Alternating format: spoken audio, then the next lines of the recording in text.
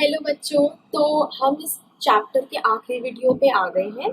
तो इस चैप्टर को अंत करते करते हम एक टाइमलाइन देखेंगे, हम एक समय काल देखेंगे और क्विक रिवीजन करने के लिए हमारे लिए बहुत ही ज़्यादा महत्वपूर्ण पार्ट हो जाता है वीडियो का। तो आइए दोहराते हैं।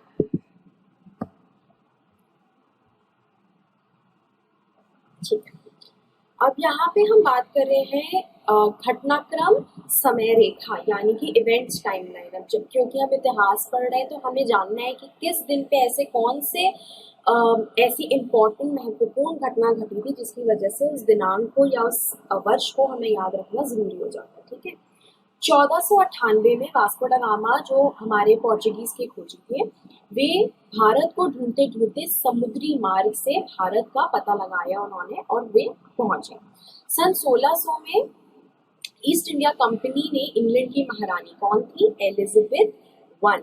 ठीक है, एलिजाबेथ प्रथम से चार्टर अर्थात इजाजतनामा हासिल किया और उनसे कंपनी का पूरा पूरब में व्यापार करने की अनुभूति का परमिशन भी मांगा। ठीक है, अधिकार मांगा उन्होंने।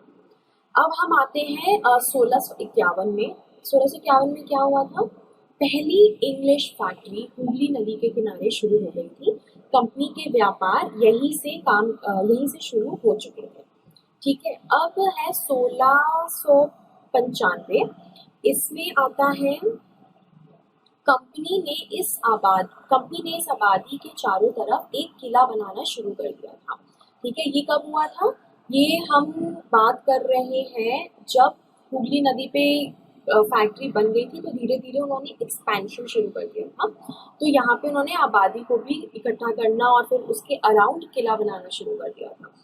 ठीक है, अब आता है 1756। सीधा 1700 के सदी में जब 1756 की बात आती है तो कौन है यहाँ पे इम्पोर्टेंट नाम? ये है अलीवर्दी खान। अलीवर्दी खान की मृत्यु हो गई थी और सिराजुद्दौला बंगाल के नवाब बन गए थे। ठीक है, अब 1757 में प्लासी का पहला युद्ध हुआ।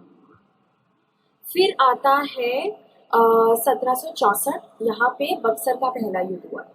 तो प्लासी, बक्सर, ये सब दिनांक आपको याद रखने कौन से साल में हुआ था। ठीक है, अब आता है 1765 में मुगल सम्राट ने कंपनी को ही बंगाल प्रांत का दीवान नियुक्त कर दिया था।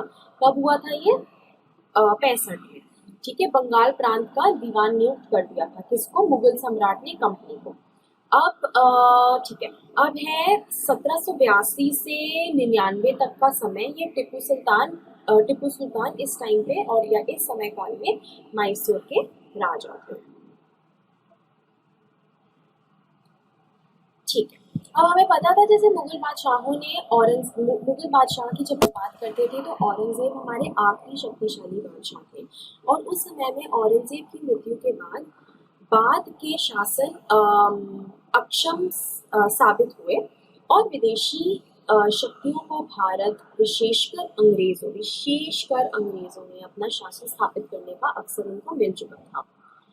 ठीक है, अब ईस्ट इंडिया कंपनी को पूरब के साथ व्यापार करने का एकाधिकार प्रदान करने के लिए शाही दस्तावेज दिए गए। उसके बाद क्या हुआ? व्यापारिक अधिकारों से इनकार के परिणाम स्वरूप प्लासी की जंग लड़ी गई।